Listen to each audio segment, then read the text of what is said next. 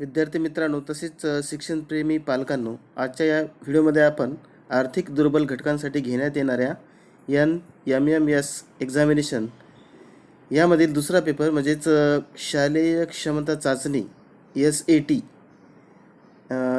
या पेपरमधील विज्ञान या घटकातील केमिस्ट्री म्हणजेच रसायनशास्त्र या भागावर येणाऱ्या 11 गुणांच्या प्रश्नांचा अभ्यास करणार आहोत. तरी बघा, प्रश्न पहिला आहे, खालील जटिल संयुग कोणते? या भागामध्ये रसायनशास्त्राचे 11 प्रश्न आहेत. 11 गुणांचे 11 प्रश्न असतात. हे प्रश्न असतात शालेय क्षमता चाचणी या परीक्षेमध्ये. म्हणजेच सामान्य विज्ञान या भागामध्ये एकूण 35 मार्क विचारले जातात मार्कावर. त्यापैकी 11 गुण भौतिकशास्त्र आणि 11 रसायनशास्त्र आणि बाकी जीवशास्त्राला असतात. त्यापैकी हे रसायनशास्त्राचे प्रश्न आपण आज पाहूया. तर पर्याय आहे बघा, साखर, मीठ, ग्लुकोज, हिमोग्लोबिन. हे कशाचे पर्याय आहे? खालीलपैकी जटिल संयुग कोणते हे आपल्याला ओळखायचे आहे. जटिल संयुग कोणते हे यामधून ओळखायचं आहे. साखर, मीठ, ग्लुकोज की हिमोग्लोबिन? सांगा लवकर. बघा, पर्याय आहेत वरचे आणि योग्य पर्याय आहे हिमोग्लोबिन. हिमोग्लोबिन हा योग्य पर्याय आहे, कारण हा जटिल संयुग आहे. आलं लक्षात? तर बघा, दुसरा प्रश्न घेऊया. रसायनशास्त्रामधील 11 गुणांचे प्रश्न पाहत आहोत आपण. दुसरा प्रश्न त्यापैकी प्रश्न दुसरा आहे, सेकंड क्वेश्चन. द्रव आणि स्थायू यांच्या विषमांगी मिश्रणाला म्हणतात. द्रव आणि स्थायू यांच्या विषमांगी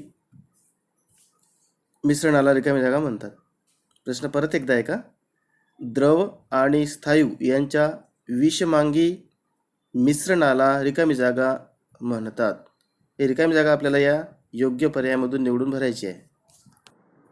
पर्याय आहेत कलील 1, पहिला पर्याय कलील, दुसरा द्रावण, तिसरा निलंबन आणि चौथा संमिश्र. पर्याय पुन्हा एकदा आहे का? पहिला कलील, दुसरा द्रावण, तिसरा निलंबन आणि चौथा संमिश्र. तर योग्य पर्याय सांगा विद्यार्थी मित्रांनो. योग्य पर्याय आहे निलंबन. निलंबन हा योग्य पर्याय आहे, कारण द्रव आणि स्थायू यांच्या विषमांगी मिश्रणाला निलंबन असे म्हणतात. द्रव आणि स्थायू यांच्या विषमांगी मिश्रणाला निलंबन असे म्हणतात. त्याच्यानंतरचा प्रश्न बघा. नेक्स्ट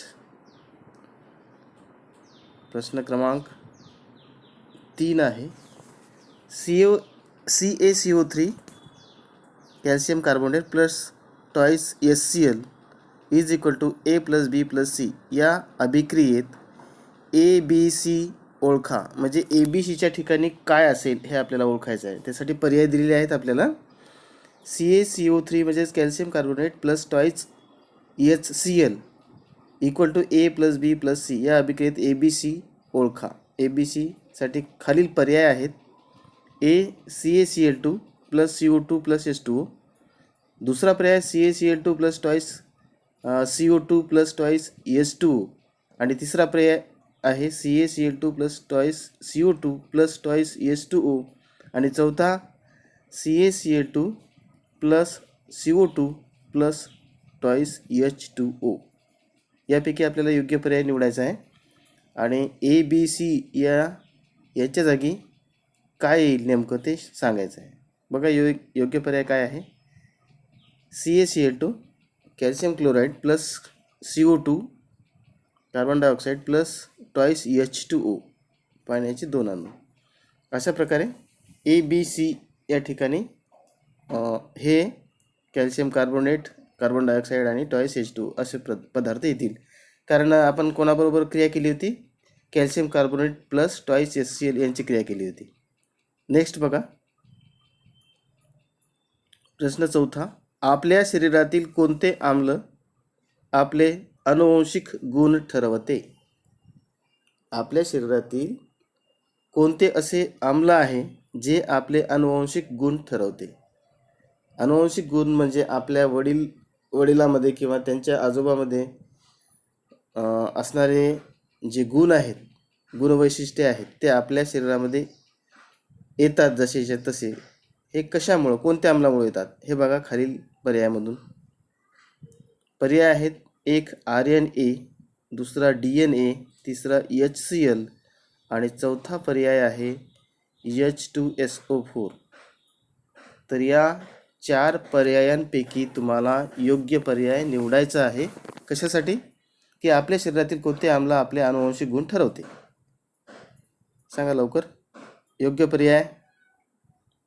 योग्य पर्याय आहे विद्यार्थी मित्रांनो DNA. DNA हा घटक आपल्या शरीरातील आपले अनुवांशिक गुण ठरवत असते. म्हणजे DNAच्या मार्फत ते पुढच्या पिढीकडे संक्रमित होतात. तर असे हे रसायनशास्त्र या विषयावर आधारित 11 प्रश्न आपण पाहणार आहोत. चालू आहेत. नेक्स्ट प्रश्न क्रमांक 5. श्वसन क्रियेत श्वासावाटे घेतलेल्या हवेतील ऑक्सिजनची पेशींमधील ग्लुकोज बरोबर अभिक्रिया होऊन रिकामी जागा तयार होतात. प्रश्न 5वा परत एकदा आहे का? श्वसन क्रियेत श्वासावाटे घेतलेल्या हवेतील ऑक्सिजनची पेशीमधील ग्लुकोज बरोबर अभिक्रिया होऊन रिकामी जागा तयार होतात. रिकामी जागा साठी ऑप्शन दिलेले आहेत. काय रिकामी जागा आहेत बघा. काय तयार होते श्वसन क्रियेमध्ये? श्वासावाटे घेतलेल्या हवेतील ऑक्सिजन बरोबर ग्लुकोजची क्रिया होऊन काय तयार होते? नंबर 1 कार्बन डायऑक्साईड पाणी, नंबर 2 कार्बन डायऑक्साईड व H2 म्हणजे हायड्रोजन, नंबर 3 कार्बन डायऑक्साईड व नायट्रोजन आणि नंबर 4 H2S व पाणी. या 4 पर्यायांपैकी योग्य पर्याय आपल्याला कोणता आहे ते निवडायचं आहे. कशासाठी पर्याय आहेत हे? श्वसन क्रियेत श्वासावाटे घेतलेल्या ऑक्सिजनची पेशीमधील क्रिया ग्लुकोज बरोबर जर अभिक्रिया झाली तर काय तयार होते हे आपल्याला सांगायचं आहे यावरील पर्यायामधून. सांगा लवकर. तर योग्य पर्याय आहे CO2 व पाणी म्हणजे कार्बन डायऑक्साईड व पाणी. कार्बन डायऑक्साईड व पाणी हे तयार होतात. कशामुळे तयार होतात? श्वसन क्रियेत श्वासावाटे घेतलेल्या ऑक्सिजनची पेशीमधील ग्लुकोज बरोबर अभिक्रिया होते, रिॲक्शन होते आणि या रिॲक्शनमधून कार्बन डायऑक्साईड व पाणी तयार होते जे आपल्या शरीराला आवश्यक आहे. नेक्स्ट खालीलपैकी अकार्बनी संयुगे कोणती? प्रश्न आहे खालीलपैकी अकार्बनी संयुगे किंवा संयुग कोणते? ऑप्शनमध्ये खाली पर्यायामध्ये जे संयुग दिलेले आहेत त्यापैकी अकार्बनी संयुग कोणते हे आपल्याला ओळखायचं आहे. तर पर्याय आहेत बघा. साखर, 1 साखर, 2 दुसरा पर्याय मोरचूद, तिसरा पर्याय युरिया आणि चौथा पर्याय आहे कापूर. तर या 4 पर्यायांपैकी योग्य पर्याय निवडून आपल्याला ते उत्तर लिहायचं आहे. पहिला साखर, दुसरा मोरचूद, तिसरा युरिया आणि चौथा आहे कापूर.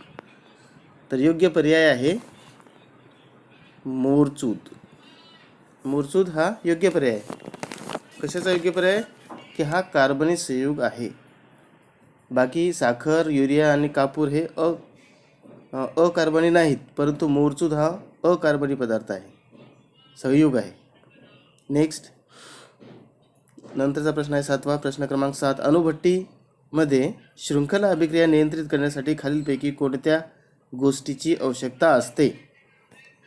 प्रश्न परत एकदा आहे का? अणुभट्टीमध्ये शृंखला अभिक्रिया नियंत्रित करण्यासाठी म्हणजे त्याच्यावर कंट्रोल मिळवण्यासाठी खालीलपैकी कोणत्या गोष्टीची आवश्यकता असते? अणुभट्टीमध्ये शृंखला अभिक्रिया नियंत्रित करण्यासाठी खालीलपैकी कोणत्या गोष्टीची आवश्यकता असते हे खालील पर्यायामधून सांगता येईल तुम्हाला. बघा. पर्याय 1 प्रोटॉनचा वेग व संख्या वाढवावी, नंबर 2 न्यूट्रॉनचा वेग व संख्या कमी करावी, नंबर 3 न्यूट्रॉनचा वेग वाढवा व संख्या कमी करा आणि चौथा पर्याय आहे वरीलपैकी एकही नाही. यापैकी आपल्याला योग्य पर्याय निवडायचा आहे. पहिला पर्याय प्रोटॉनचा वेग व संख्या वाढवावी, दुसरा आहे न्यूट्रॉनचा वेग व संख्या कमी करावी, तिसरा आहे न्यूट्रॉनचा वेग वाढवा व संख्या कमी करा आणि चौथा आहे वरीलपैकी एकही नाही. यापैकी योग्य पर्याय निवडून सांगा. काय येईल योग्य पर्याय? योग्य पर्याय आहे 2 न्यूट्रॉनचा वेग व संख्या कमी करावी. कशासाठी? न्यूट्रॉनचा वेग व संख्या कशासाठी कमी करायची? अणुभट्टीमध्ये शृंखला अभिक्रिया नियंत्रित करण्यासाठी. अणुभट्टीमध्ये शृंखला अभिक्रिया नियंत्रित करण्यासाठी न्यूट्रॉनचा वेग व संख्या कमी करावी लागते. तर यानंतर नेक्स्ट प्रश्न घ्या पुढचा. प्रश्न क्रमांक 8. यल या कवचाची इलेक्ट्रॉन धारकता किती असते? यल या कवचाची इलेक्ट्रॉन धारकता किती असते हे आपल्याला सांगायचं आहे. जशा इलेक्ट्रॉनच्या कक्षा असतात की नाही, पहिली कक्षा, दुसरी कक्षा, तिसरी कक्षा, अशा कक्षा असतात त्याच्या भोवती. तर या पहिल्या कक्षेला के म्हणतात, दुसऱ्या कक्षेला यल म्हणतात. के, यल, एम, एन अशा त्याच्या कक्षा असतात. तर या कक्षांपैकी यल या कक्षेमध्ये किंवा यल या कवचामध्ये किंवा यल या कवचाची इलेक्ट्रॉन धारकता किती, म्हणजे याच्यामध्ये किती इलेक्ट्रॉन असतात, संख्या त्यांची किती असते हे आपल्याला सांगायचं. त्यासाठी पुढील पर्याय आहेत तुमच्याकडे बघा. पहिला पर्याय आहे 2, दुसरा 8, तिसरा 18 आणि चौथा आहे 6. या पर्यायापैकी तुम्हाला योग्य पर्याय निवडून सांगायचा आहे. आपण पाहत आहोत विद्यार्थी मित्रांनो, NMMS या परीक्षेमधील दुसरा पेपर जो शालेय क्षमता चाचणीचा असतो, त्याच्यामध्ये विज्ञानाचे काही प्रश्न असतात आणि त्या विज्ञानाच्या प्रश्नामध्ये 11 प्रश्न हे रसायनशास्त्राचे असतात. त्यापैकी हे प्रश्न आपण पाहत आहोत. 8वा प्रश्न पाहिला आपण. योग्य पर्याय सांगा लवकर. तर योग्य पर्याय आहे 2, 8, म्हणजे 8 इलेक्ट्रॉन ची धारकता यल या कवचाची असते. म्हणजेच यल या कवचामध्ये इलेक्ट्रॉनची संख्या असते 8. आलं लक्षात? म्हणजे दुसरी कक्षा आहे ही 2, 8, त्याच्यानंतर तिसरी 18 असते. नेक्स्ट घ्या. प्रश्न क्रमांक 9. टोमॅटोमध्ये कोणत्या प्रकारचे आम्ल असते? प्रश्न क्रमांक 9 आहे. टोमॅटोमध्ये कोणत्या प्रकारचे आम्ल असते? टोमॅटो जो पदार्थ आपण नेहमी खातो त्या पदार्थामध्ये, म्हणजेच भाजीपाल्याचा प्रकार आहे हा, याच्यामध्ये कोणते आम्ल असते हे आपल्याला सांगायचं आहे. यासाठी पर्याय आहेत खाली. पर्याय 1 सायट्रिक आम्ल, पर्याय 2 टार्टारिक आम्ल, पर्याय 3 ऑक्सॅलिक आम्ल आणि पर्याय 4 लॅक्टिक आम्ल. या 4 पर्यायांपैकी टोमॅटोमध्ये असणारे आम्ल कोणत्या प्रकारचे असते हे तुम्हाला सांगायचं आहे. तर त्यासाठी हे पर्याय निवडून सांगा. योग्य पर्याय आहे ऑक्सॅलिक आम्ल.